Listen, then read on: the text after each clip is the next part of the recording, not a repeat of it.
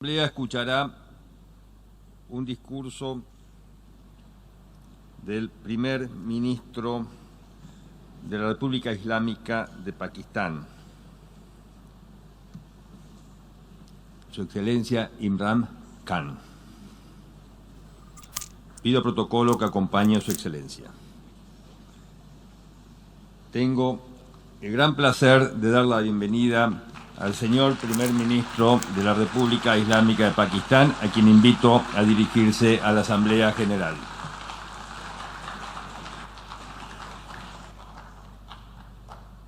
Bismillah ar-Rahman ar-Rahim. Iyyaka na'budu wa iyyaka nasta'in. Mr. President, Honorable Secretary General, Excellencies, ladies and gentlemen, I feel honored today to represent my country at this forum of world leaders, where we have a chance to discuss problems that the world is facing. I want to talk about a lot of problems, but just four today. And I especially came to this forum despite a difficult time in my country, facing challenges. I would not have come, but because I feel that there are some very urgent problems which the world must address. So first of all, I start with climate change. So many leaders have talked about climate change. But Mr. President, I feel that there is a lack of seriousness. Perhaps world leaders some of the leaders who can do a lot, do not realize the urgency of the situation. We have a lot of ideas, but as someone said, ideas without funding is mere hallucination. Pakistan, I'll give you start with my own country. Our country is amongst the top 10 nations in the world which are most affected by climate change. We depend upon our rivers. We are mainly an agricultural country. And 80% of the water in our rivers comes from our glaciers. The glaciers not just on the Pakistani side, even India. The river, the 80% of the water in Ganges and the Indian rivers also comes from the glaciers, from the Himalayan glaciers, Karakoram, Hindu Kush.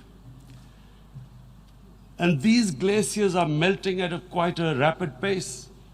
We detected already 5,000 glacial lakes in our mountains. And if this keeps going, if nothing is done, we are scared that humans are facing a huge catastrophe. In my country, when my party came to power in the province of KP, we planted 1 billion trees in 5 years. Now we've set ourselves a target of 10 billion trees in Pakistan. Idea being to counter the effects of global warming. But one country cannot do anything. This has to be a combined effort of the world.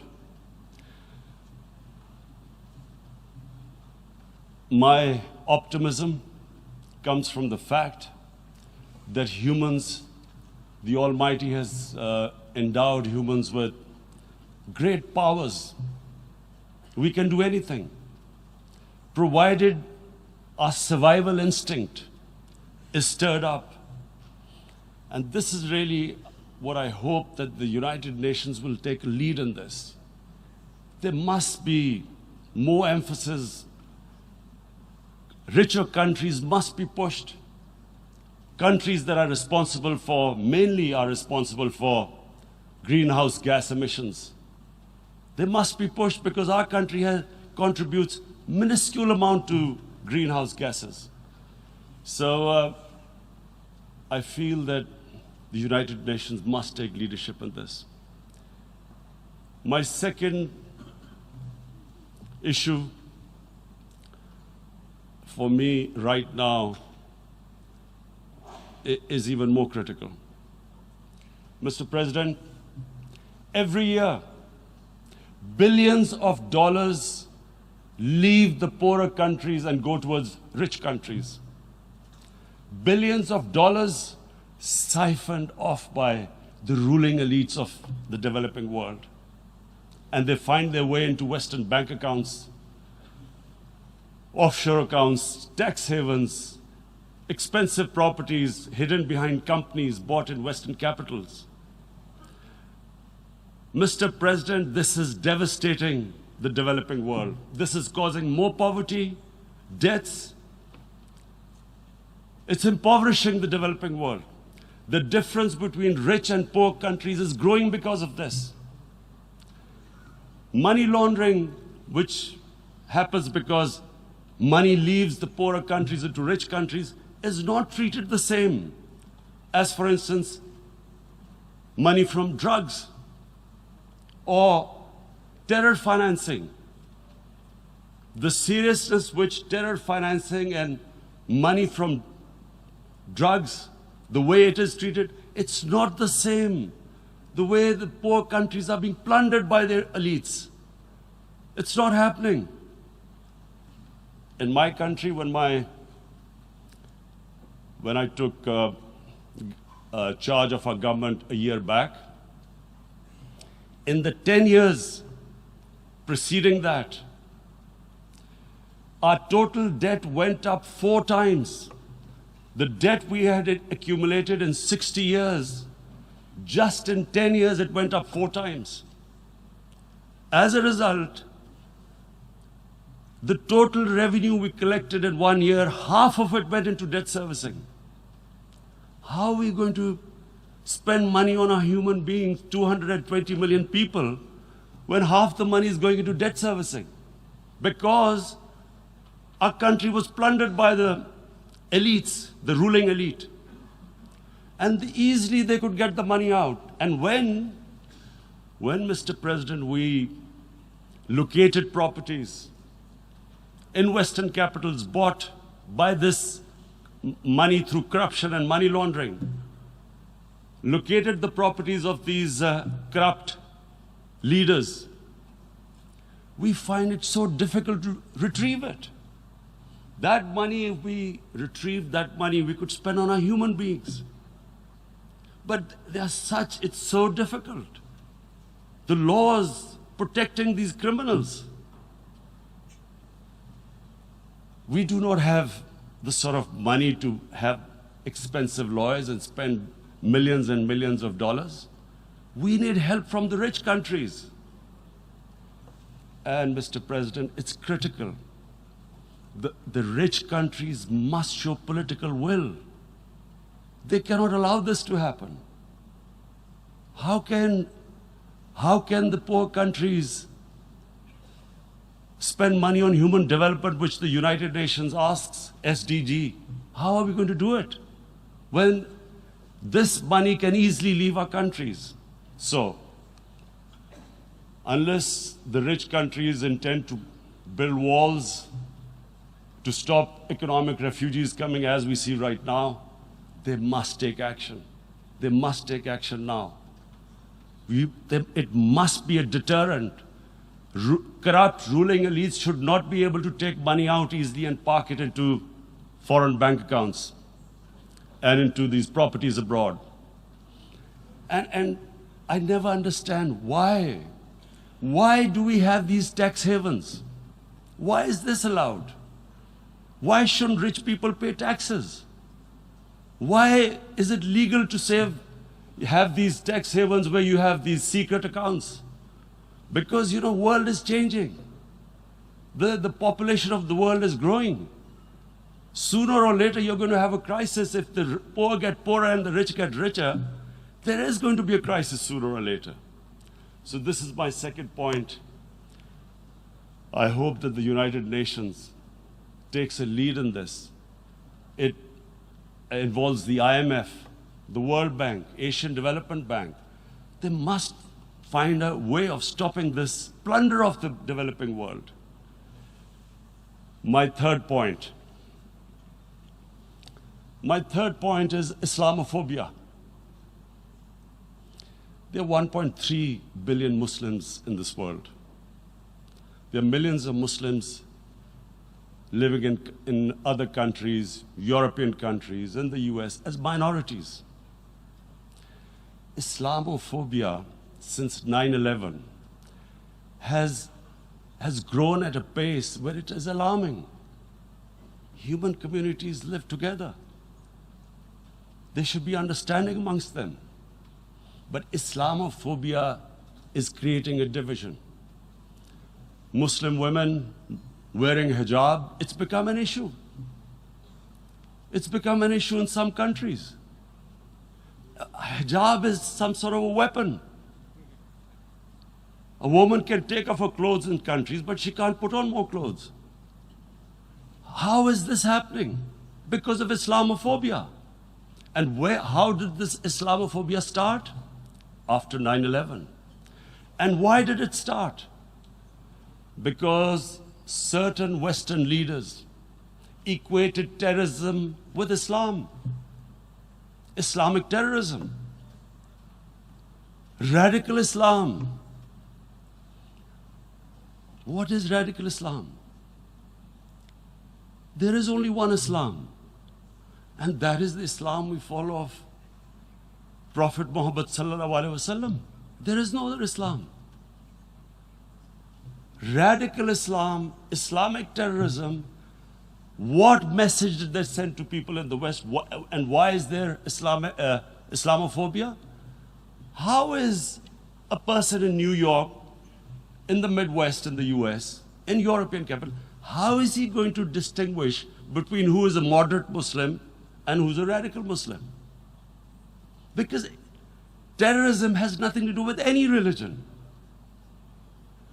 This Islamic terrorism, Islamic radicalism, and sadly used by leaders, this has been the main reason for this Islamophobia.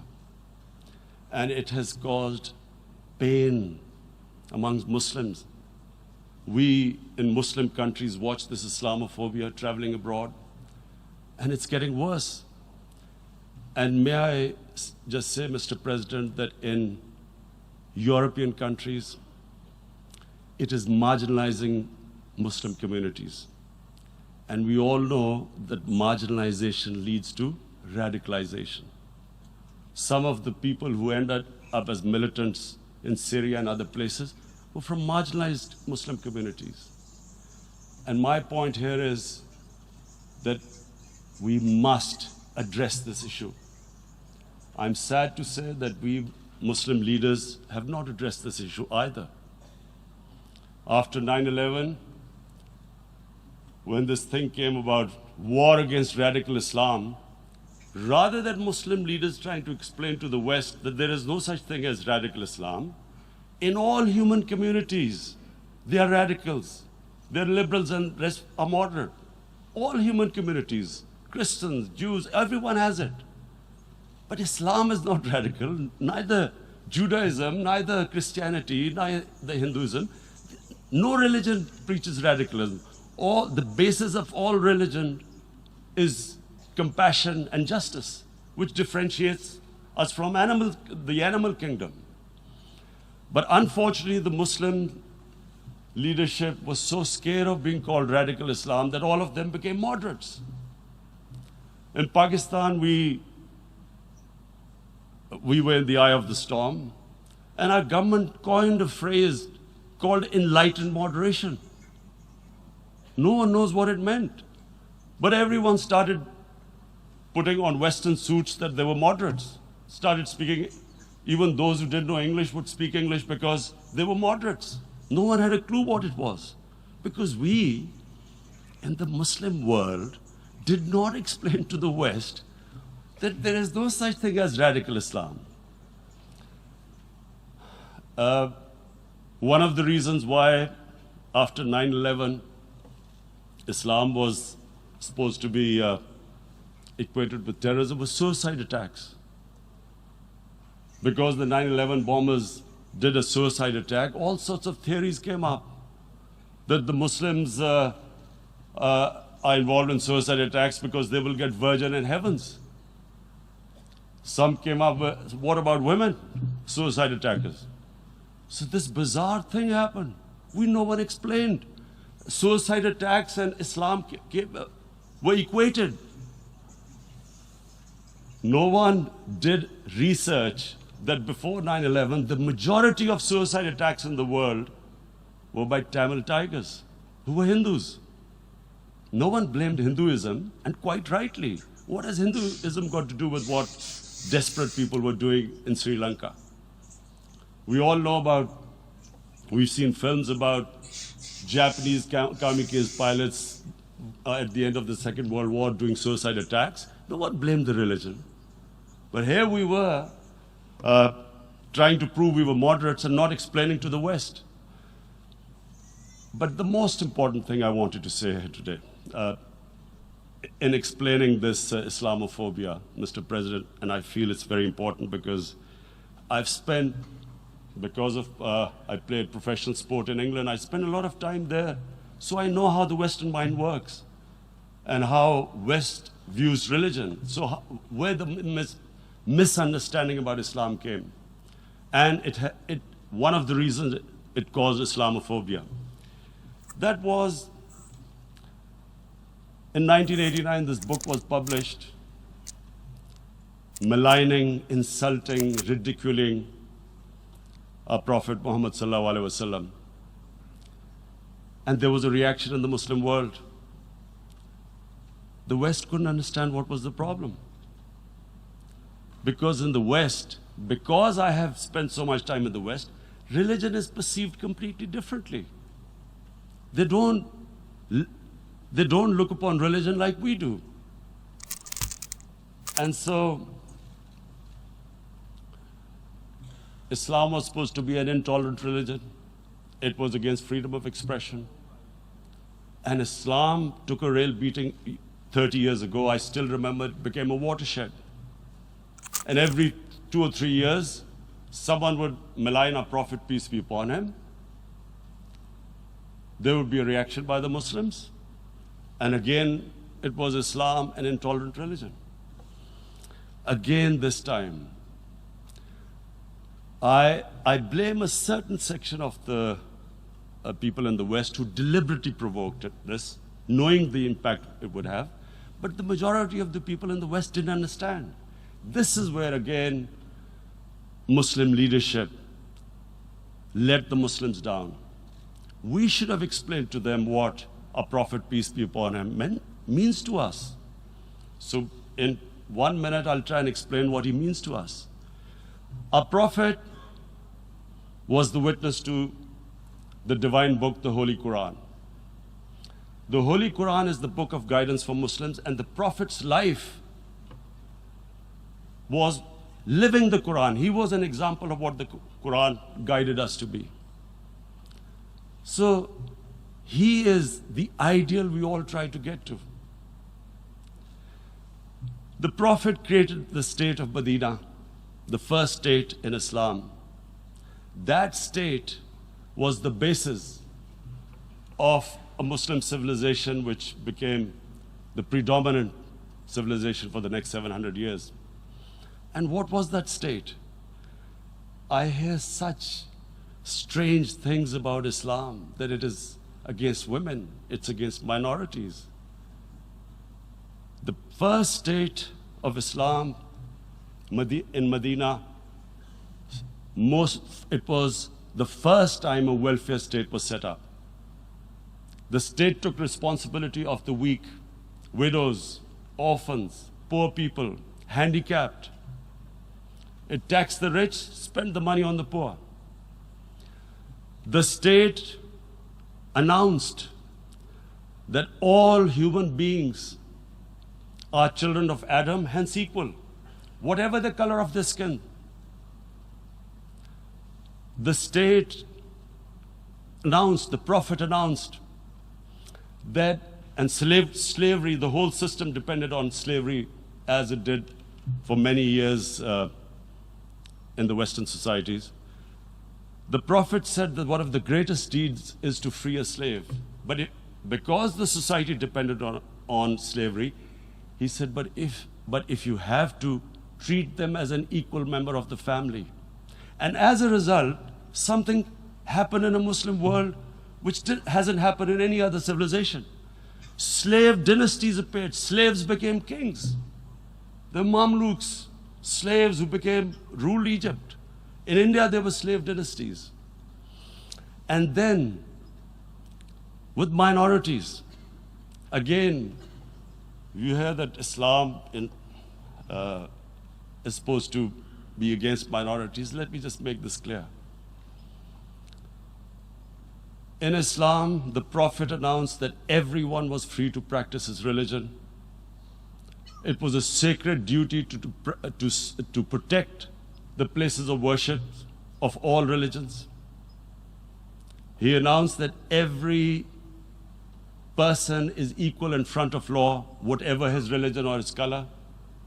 And this incredible case, and I always quote this, that the fourth Khalifa, the head of state of Medina, he lost a court case against a Jewish citizen.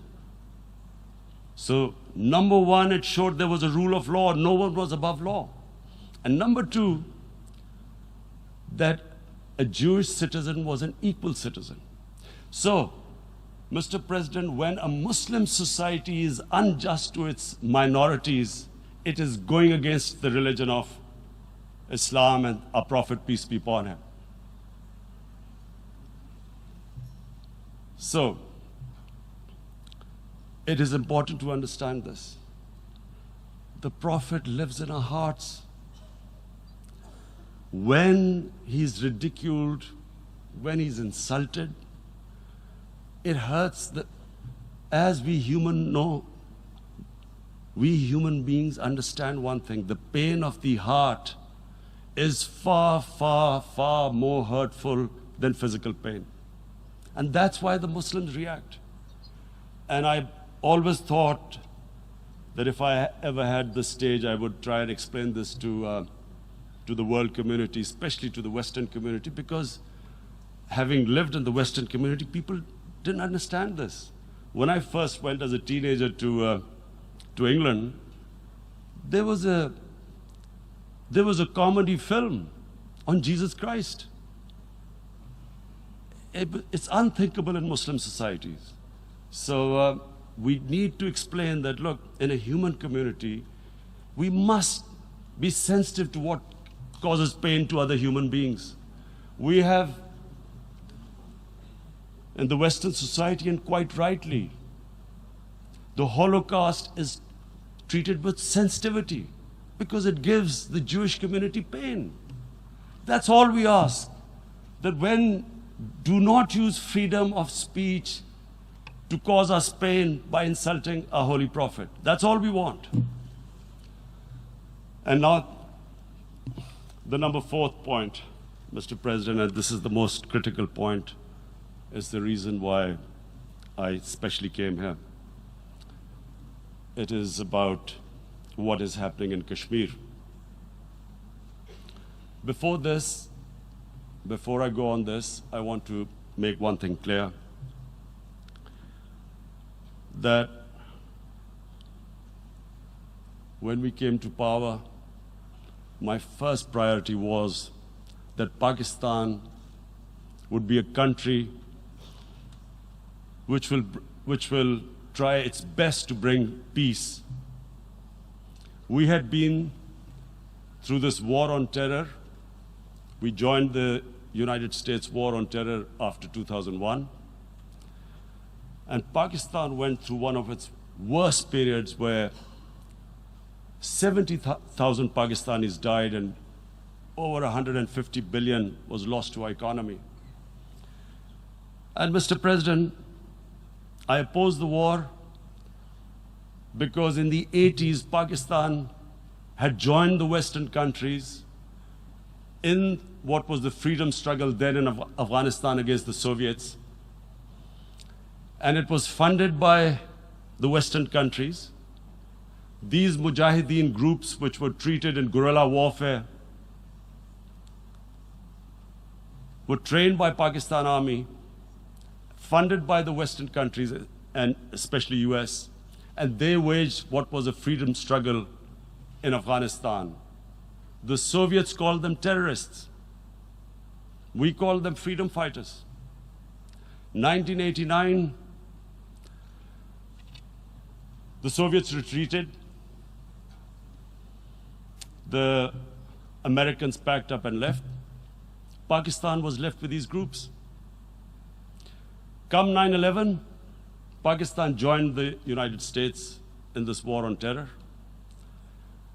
And now our government was supposed to, the reason why I opposed joining this war, because here we had indoctrinated them in jihad, meaning freedom struggle against foreign occupation.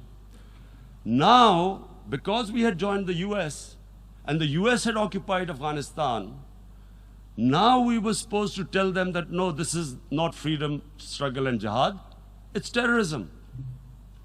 So that's why I tried to tell then government that, stay neutral, because you will have leverage over them. You will be able to control them. But if you join them, you become collaborators and they will attack you, which is what happened. They turned against us. We went through a nightmare.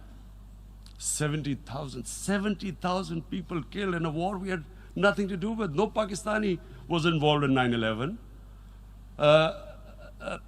Taliban were in Afghanistan. Al-Qaeda was in Afghanistan. What had we to do with it? 70,000 Pakistanis died. So when we came to power, we decided that we would dismantle what was left of these groups. And this decision was taken not just by us, but by all the political parties in Pakistan. Unfortunately, they didn't implement it. So we came to power, we decided to implement it, and we dismantled whatever was left of the groups. And I know that India keeps accusing us that there are these groups there. I would like the United Nations to send observers, see for themselves what we've done. No Pakistani government would have dared to do this because it would have created strife.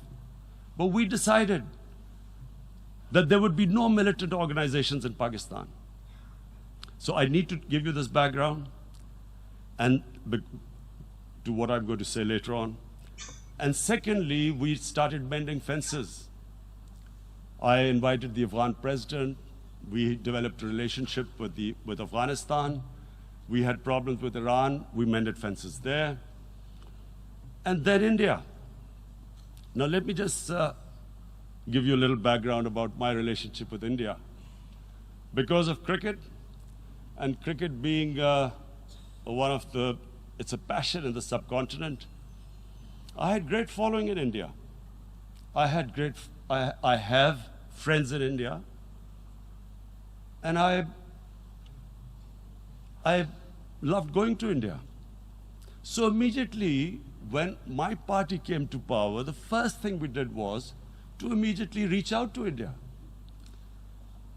And I spoke to President Modi and I said, look, we have similar problems. Climate change, poverty, let's get together. Let's resolve our differences through trade. Let's build a relationship on trust. Prime Minister Modi told me that, there were terrorist attacks from Pakistan. I said, we have problems with you. There are terrorist attacks which we know are instigated by India in Balochistan. We caught a spy, Kulbhushan Yadav, who admitted what the sabotage going on in Karachi and Balochistan. So we said, look, let's leave that behind. Let's move forward. Our main priority should be our people. The highest number of poor people live in the Indian subcontinent. Unfortunately, didn't make any headways. Our foreign minister was supposed to meet on this in the UNGA last year. India cancelled it. We thought that it's their election coming up. It's a nationalist, ultra-nationalist party. It doesn't want to cozy up to Pakistan. So we thought, okay, we'll wait till the elections. Meanwhile, a 20-year-old Kashmiri boy, whose father said was radicalized by the security forces in Kashmir, blew himself up on an Indian convoy. Immediately, India blamed us. I spoke to the Indian public on television. I said, if you give us any iota of proof, we will immediately take action, because we've clamped down on these groups. Rather than sending us any proofs, they sent their jets in, they bombed us. We retaliated. A jet, 2 of their planes were shot down, 1 pilot bailed out in Pakistan. We immediately returned the pilot, saying that, look, we do not want any escalation. Rather than taking that as a peace gesture, the entire campaign, almost the entire campaign of Mr. Modi in the election was how he had taught Pakistan a lesson that jets had killed 350 terrorists. Complete lie. They had just killed about 10 trees of ours, which was quite painful given that, we are growing all these trees. He then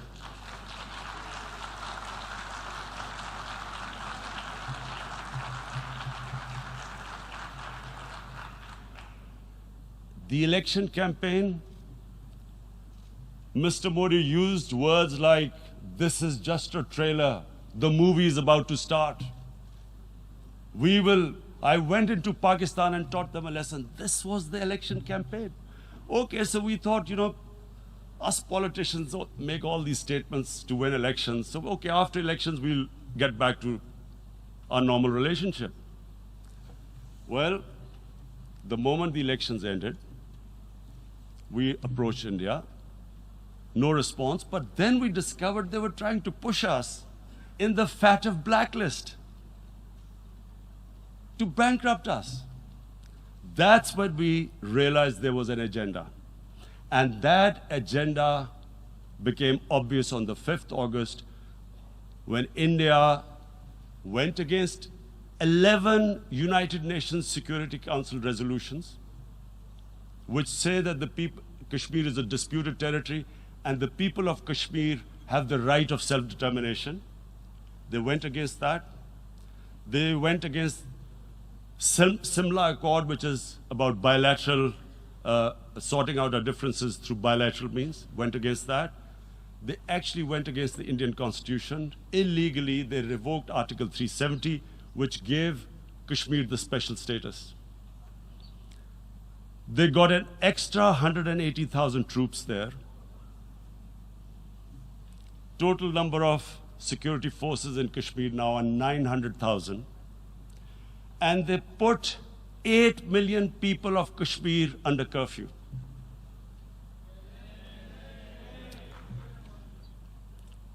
Mr. President,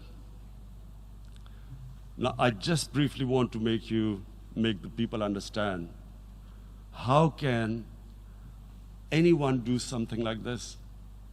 And for that, I have to explain to you what is RSS. RSS, Mr. Narendra Modi is a life member of RSS. RSS was an organization that was inspired by Adolf Hitler and Mussolini, came about in 1925. They believed in racial purity, racial superiority. They also believed they were an Aryan race like the Nazi believed they were an Aryan race. All that I'm saying can be verified. This is the time of information revolution. You can Google all this, what I'm saying. But it is very important for me to explain this to you so you know what is happening in India. This RSS believed in the ethnic cleansing of Muslims from India. At one point, there was racial superiority of the Hindu race. Secondly, it was hatred for the Muslims and for the Christians, because they believed that this golden age of Hindu civilization was stopped because of Muslim rule centuries back and then the British rule of India. So it was racial superiority and hatred for Muslims and Christians. This is openly stated. You look at the founding fathers of RSS, Golwalkar and Savarkar. Just Google them and you'll find out. And this ideology of hate is what murdered the great Mahatma Gandhi in 1948. It was this ideology of hate that made Narendra Modi in 2002 do a pogrom against Muslims in Gujarat when he was the chief minister. He allowed 3 days for these RSS goons who were inspired by the Hitler brown shirts. They actually wear brown shirts. This RSS, the Congress Home Minister gave a statement that in RSS camps, terrorists are being trained. And these terrorists butchered 2,000 Muslims and 150,000 Muslims were made homeless. Narendra Modi could not travel to the US because of that. And I need to make you understand this background before I explain to you that what sort of a mindset would lay siege to 8 million people with 900,000 troops. Women, children, sick people, locked in as animals. In fact, of what I know of England, if 8 million animals were locked in, the RSPCA would have made a lot of noise about it. These are human beings.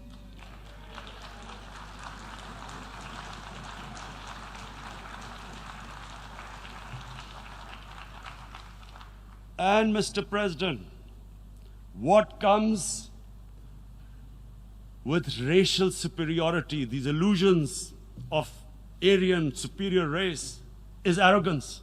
The two go together. And it's arrogance that makes people make mistakes and do stupid things. Cruel things like what Narendra Modi has done. It's sheer arrogance.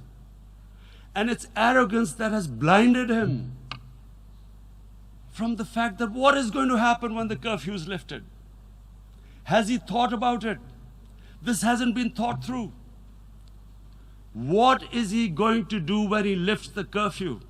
Does he think that people of Kashmir will quietly accept the status quo because India has changed the constitution and taken away the special status? They'll accept that? Mr. President, 100,000 Kashmiris have died in the past 30 years because they were denied the right given by the United Nations, the right for self-determination. 100,000 have died and 11,000 women have been raped. There are 2 human rights, United Nations human rights reports on this. The world hasn't done anything because India is a huge market, 1.2 billion people. Sadly, the material prevails over the human. But this has serious consequences. Again, I repeat, that's why I'm here. Look, what is going to happen when the curfew is lifted will be a bloodbath. The people will come out. There are 900,000 troops there.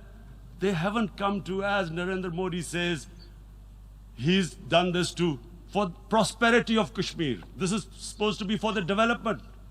These 900,000 troops, what are they going to do when they come out?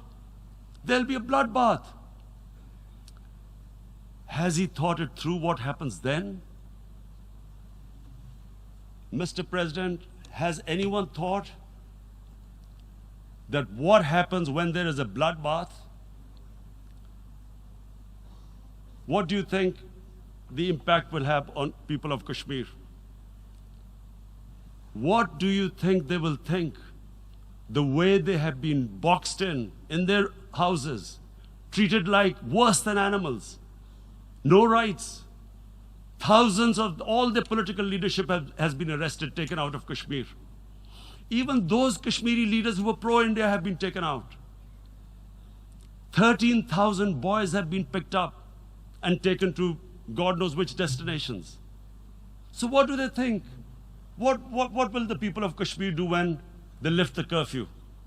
They will be out in the streets. And what will the soldiers do? They will shoot them.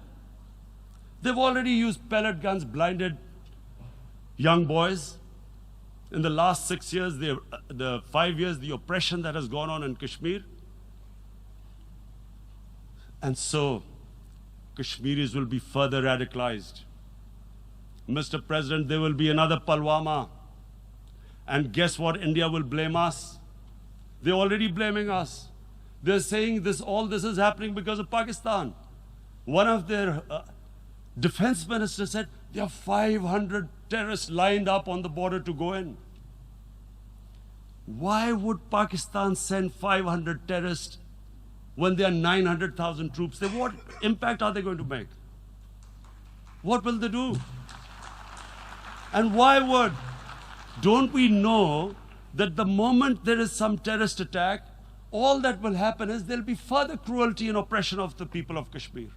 We will just give the 900,000 troops to further crush the people of Kashmir. And then we'll give the Indian government an excuse that, look, Pakistan is a terrorist state, and this mantra that has gone on, Islamic terrorism. The moment you use this catchword, Islamic terrorism, the whole world turns away.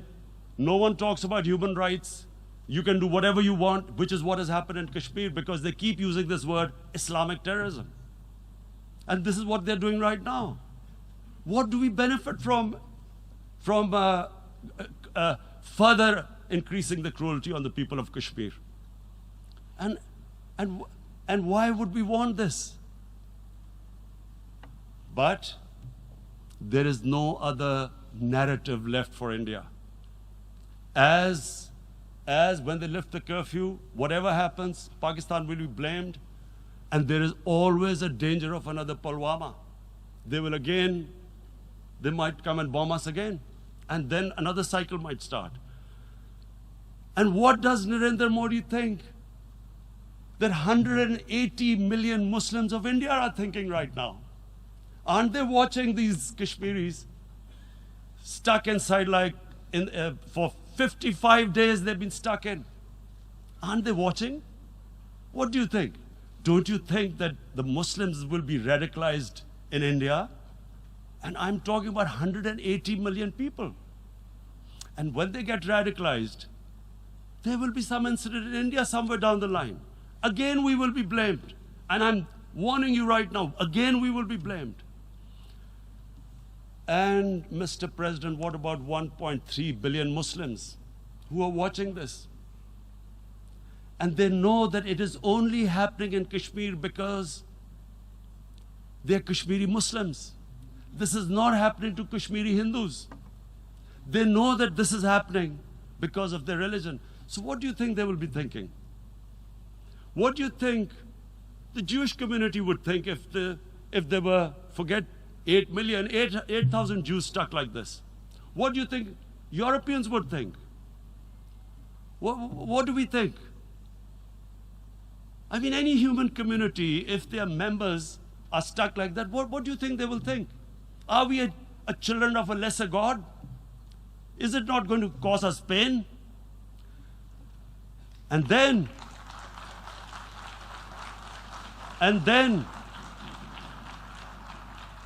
I'll tell you what will happen. People will, in the 1.3 billion Muslims, someone will pick up arms. I know we've been brought up with films, Western films. This good, decent guy doesn't get justice. he decides to pick up a gun and start seeking justice. There was a film made in New York, famous film called Death Wish. This guy gets mugged by and his family, his wife gets killed or something. He can't get justice. He picks up a gun and he goes around shooting muggers. And the whole cinema cheers him on. So what do you think the Muslims are thinking right now? If there is a bloodbath, there will be Muslims becoming radicals, not because of Islam, but because of what they will see, that there's no justice when it comes to Muslims. There were Rohingya Muslims, Myanmar, who are, God knows, almost 1 million people out, ethnic cleansing. What was the response of the world community? So what do you think will be the response of 1.3 billion Muslims? I picture myself. I'm in Kashmir. I've been locked up for 55 days. I've heard about, and there are rapes, Indian Army going into homes, soldiers. Would I want to live this humiliation? Would I want to live like that? I would pick up a gun. You're forcing people. You are forcing people into radicalization. When people lose the will to live, what is there to live for? And this is what, if you can do this to human beings, you are actually radicalizing people. And so, Mr. President, I want to repeat here, this is one of the most critical times. There will be a reaction to this. Pakistan will be blamed. 2 nuclear-armed countries will come face to face like we came in February. And before we head in that direction, the United Nations has a responsibility. This is why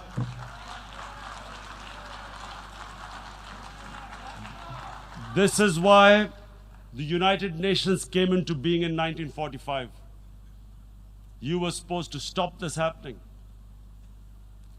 I feel we are back to 1939, Munich. Czechoslovakia has been taken, annexed. What is the world community going to do? Is it going to appease a market of 1.2 billion, or is it going to stand up for justice and humanity?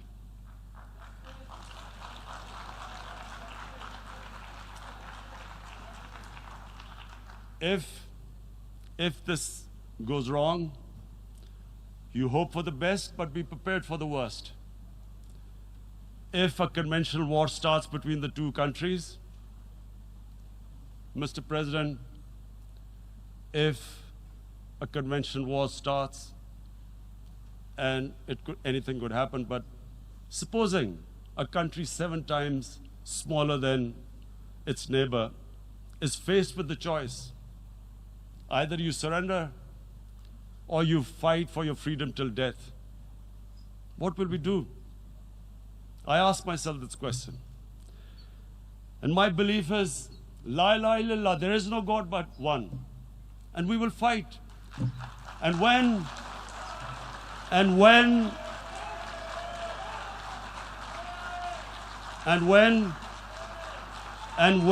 a nuclear-armed country fights to the end, it will have consequences far beyond the borders.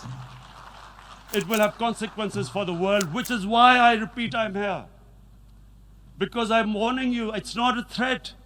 It's a fair worry that where are we headed? And I've come here to tell the UN, you've got to, this is a test for the United Nations. You are the one who guaranteed the people of Kashmir the right of self-determination. They are suffering because of that. And this is the time. This is the time not to appease like in 1939 appeasement took place. This is the time to take action.